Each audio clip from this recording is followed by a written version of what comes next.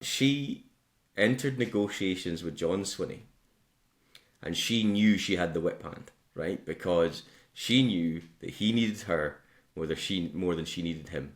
My final question, actually, then on all of this, on reshuffle day, is this: has John Swinney set up Kate Forbes to be his successor at some point in the future? He says he's in it for the long term, etc. None of this interim, short term stuff that was kind of following him around the first couple of days his name was in the frame.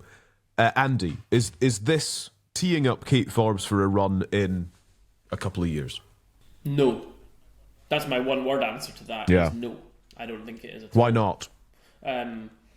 Well, for a variety of reasons. I think firstly, I think the importance of Kate Forbes getting the Deputy First Minister position is really about the party unity side of things and showing the two sides of this party coming together, and also as a high-level signal to the electorate that this person, who is pretty popular, as we know with the electorate, is in a significant position. There's not a huge amount of history of the Deputy First Minister position being effectively the stepping stone to becoming First Minister. I mean, John Swinney was Deputy First Minister for years, and he so was really Nicholas Sturgeon, right? Apart from the most obvious one, Andy. Okay, right. okay, yeah, but I know, okay, but not Shona Robinson. Sure. Like Shona Robinson was never in that position to become FM. John was never in the position to become FM. And but the similarities, similarities surely here are more obvious in the Salmond Sturgeon era, where she was pointed to, she was by his side, she was there the whole time.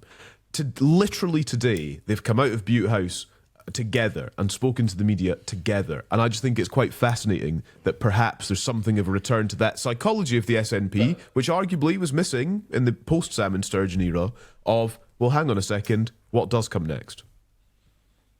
Okay, so yeah. I get that. I accept that analogy, but I don't think that's what's in anybody's head, because Nicola Sturgeon didn't have there was no alternative really to Nicola Sturgeon. That's not going to be the case with Kate Forbes after John Swinney is no longer. It might be though, but maybe that's what happens as a result.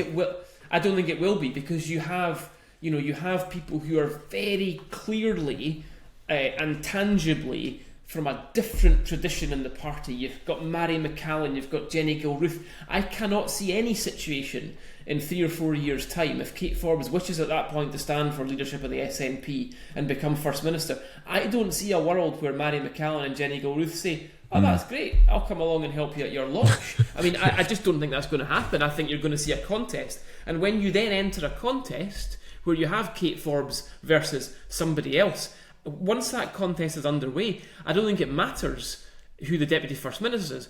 The only thing I would say is that it certainly doesn't do Kate any harm, because it puts her profile up to a place that it might not have been had she not been Deputy First Minister. I would go that far as to say that, but I definitely wouldn't say she's being set up to be the natural successor. I think I'm going to answer the question a different way. Kate Forbes has set herself up. I mean, look, we've not touched on this, but she entered negotiations with John Swinney, and she knew she had the whip hand, right? Because she knew that he needed her more than she needed him. If he was going to be the candidate of unity, he needed to have her in the cabinet.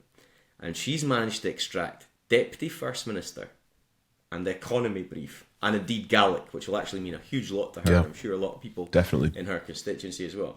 But I mean, come on, she set herself up for this. I don't necessarily disagree with Andy. Is John Swinney doing that? No, I think the priority is unity. I don't necessarily think he was thinking about the next in line, the throne. But Kate Forbes has now been afforded a wonderful opportunity to regain approval of the party membership by being a very good, diligent and impactful Deputy First Minister. If she does that, she'll be setting herself up for a leadership run. And where I do disagree with Andy is if she does that effectively, she is in pole position.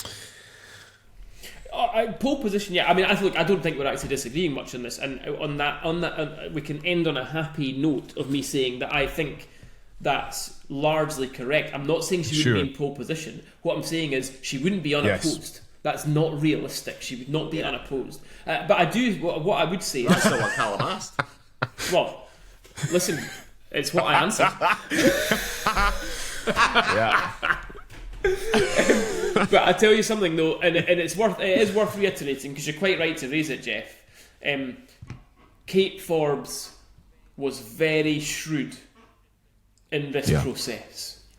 You know, she got what she wanted out of this, and that shows us something.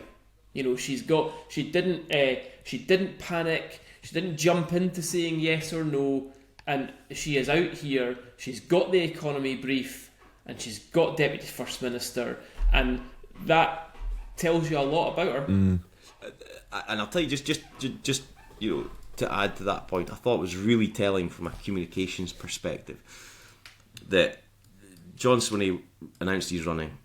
Kate Forbes, a few hours later, announced she wasn't. She did one interview, I think, with STV, and then she just basically stayed quiet for the weekend and let everything unfold before her. Now, I think that shows a maturity, because all the press would have been wanting, and I'm sure they were all after her, for a comment, because anything she said in that period would be taken as a story and would have been poured over by the press, and she went, nah, I'm going up the road, shutting the door, shutting the phone off, and I'll just wait and see what happens. And I thought that was tactically extremely astute. Thank you so much for watching. Press subscribe and you'll get all the best videos offering insight on Scottish politics delivered straight to your feed.